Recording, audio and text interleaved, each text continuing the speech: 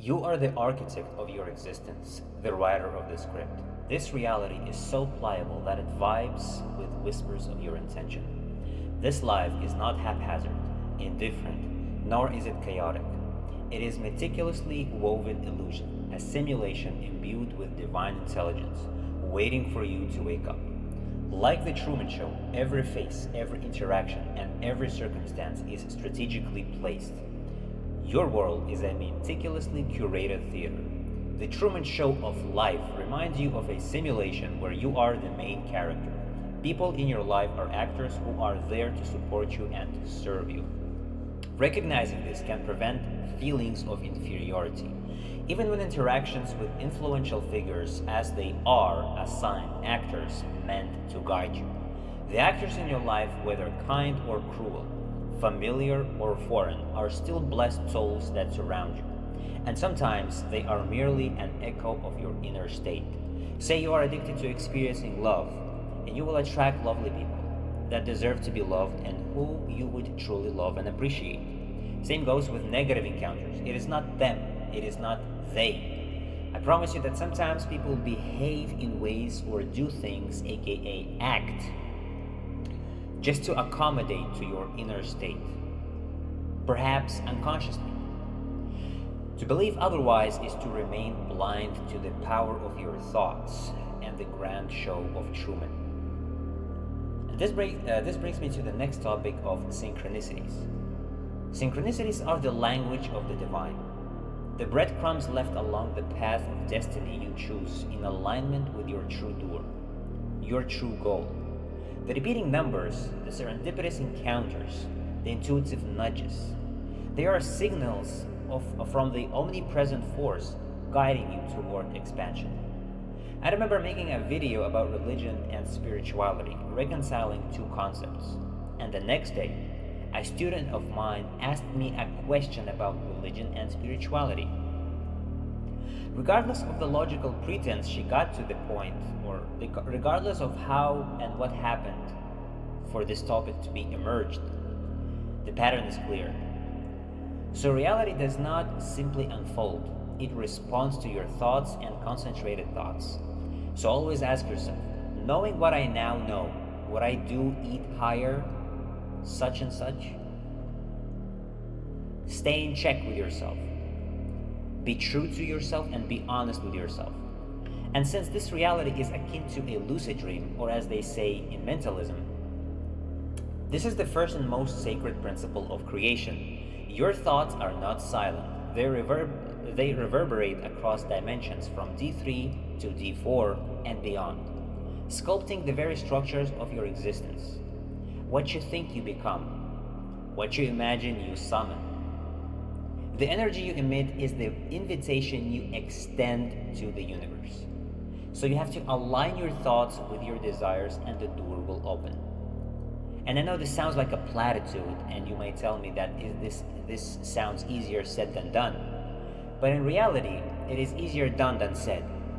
If you surround yourself with AI songs that are made with affirmations, if you use affirmations, if you write affirmations, if you constantly remind yourself of how great you are, you listen to these wonderful songs, if you make a journal your best friend, if you constantly write down the things that you want to experience and the things that you want to accomplish, you can even imagine, what would you like Inc. or Forbes, any famous magazine to write about you?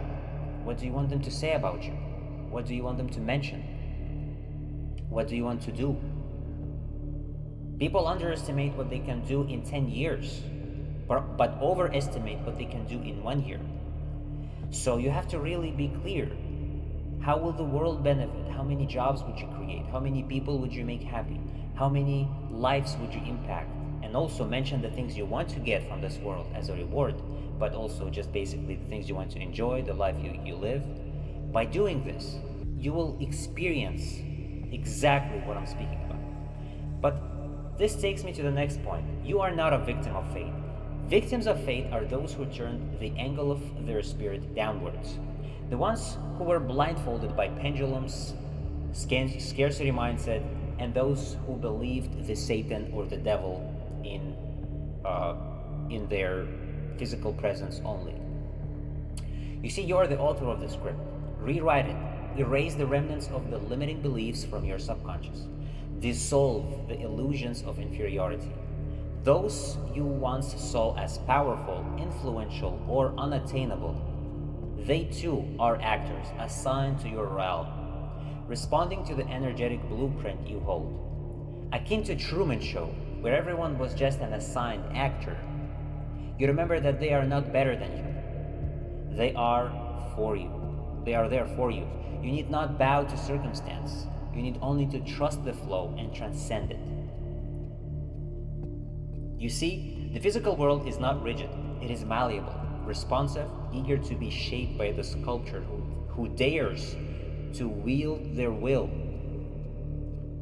Raise your vibration, and the material realm will transform. By practicing meditation, and more specifically, exercising the meridian channels and sourcing energy from above and below, then what was once deemed impossible is only improbable within the frequency of doubt. Things and people and circumstances align with your thoughts to the point you begin to question if it is all is actually real. Energy work sharpens your perception, increases intuition, and improves decision making. When energy flows without blockage, the body feels more vibrant and active, reducing fatigue. And when you stay true to yourself and honest with yourself, and clear, we can say stagnant if you have not yet, but let's say if you practice meridian channels, your energy, the energy flows through your body without any sludges, without any, so you have cleaned your energy pipes. You will not get ill, you will not get sicknesses or illnesses. Balanced energy means fewer mood swings, improved patience, a calmer state of being, which is the exact state of billionaires under stress. If you have listened to Jim Rohn or know who Brian Tracy is, they have spoken of the traits of billionaires. And they have mentioned specifically their spiritual calm state of mind. You stay in touch with the Almighty. Having a steady energy flow strengthens your auric field, making you less susceptible to external influences, negative emotions, or draining people. And so the energy you carry is the gravity that binds you to certain realities. Laziness is the anchor that keeps you moored in stagnation. Release it. Cleanse the mind, raise the vibration, and the script of your life will transform before your eyes. It will make quite an impression. Whenever you get stressed, feel anxious, act. The stagnation of your mind, body, or soul would torture you. Take that as a sign.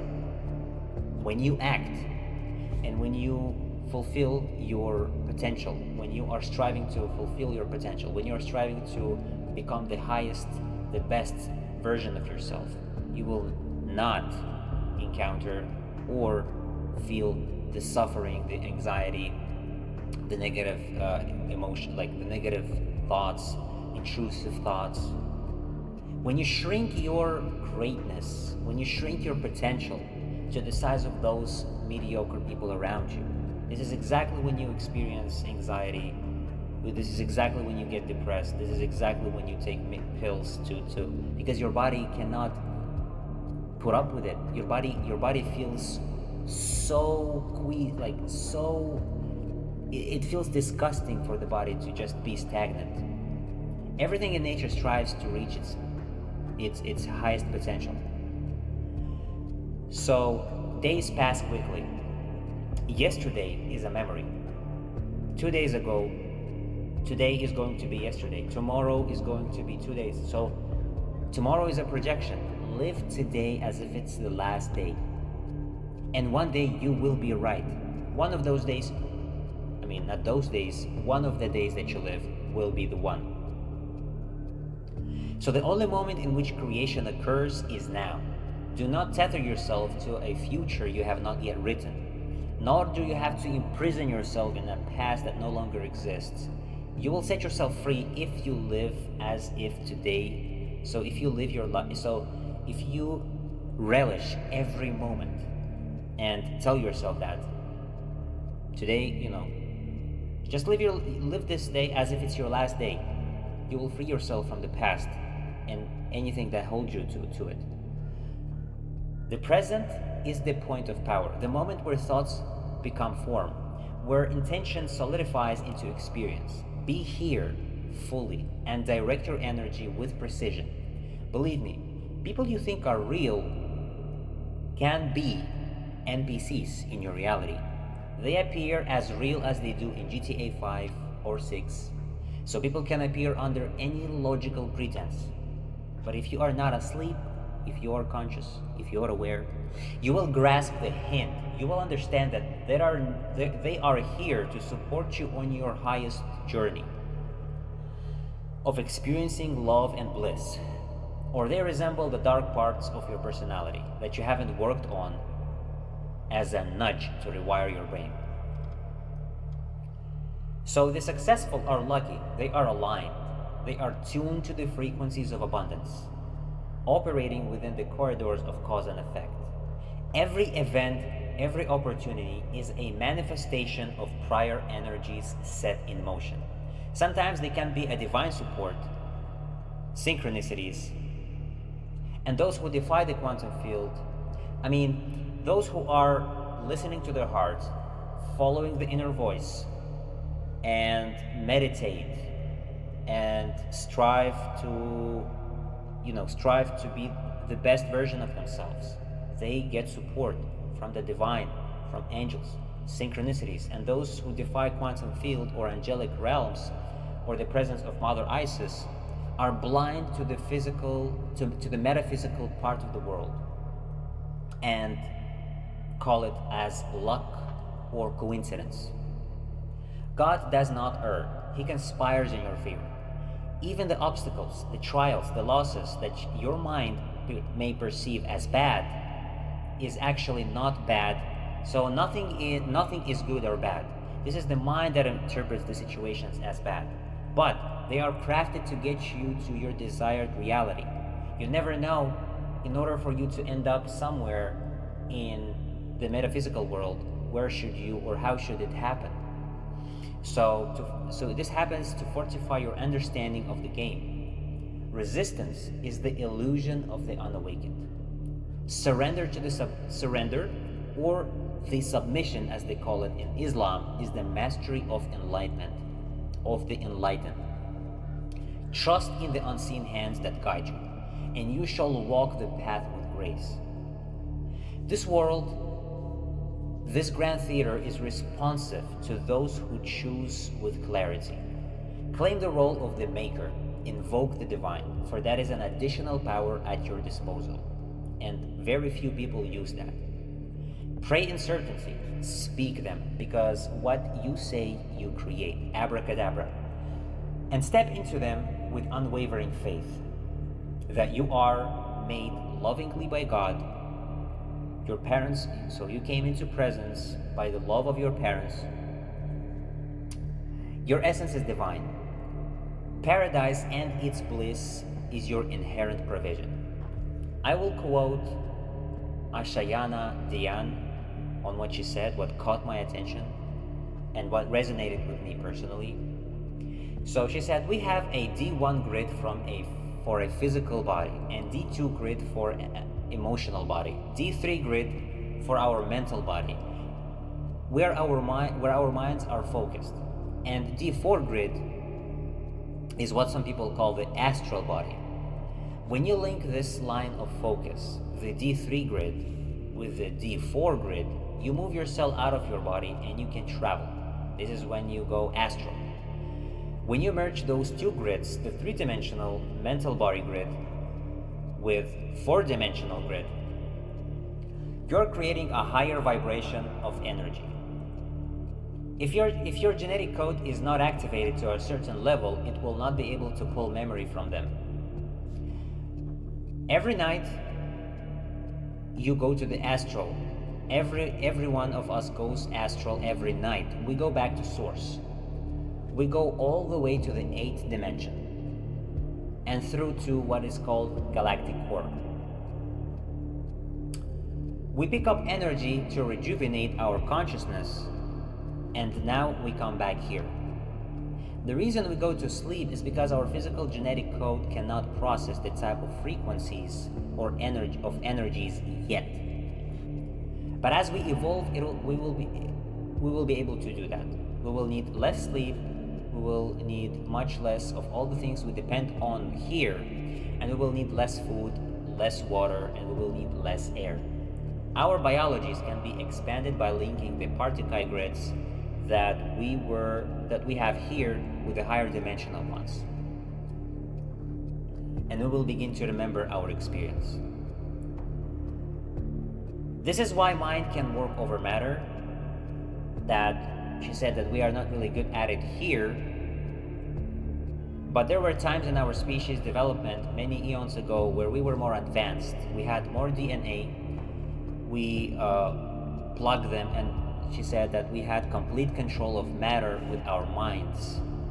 It was nothing, it was like breathing. And this reminds me, as a Muslim, of our presence in heavens, or the human strive, the mankind striving to the sky, to touch the sky, the high buildings, launching rockets, or the religious, I believe, the divine scriptures that say or remind us of our potential, and so that in the hereafter, in heaven or in paradise, when the description of people of paradise or people or Adam were similar to that of what she has described. Bear in mind, I don't think she is religious, but what she said is actually coincides very deeply with me, or like relates to me a lot. And so this is why it's important to visualize yourself having everything you want to have. Imagine yourself in paradise, like a safe mental haven, and having everything that you want or desire. And feel the presence of these objects, and stay hibernated. My mind is hibernated between two realms. I know that I have all the things that I want, and that is a solid fact. Whenever I feel sad or feel desperate, I kind of remember my endless provision of all the things that I have. This gives me an unyielding power to never settle for less.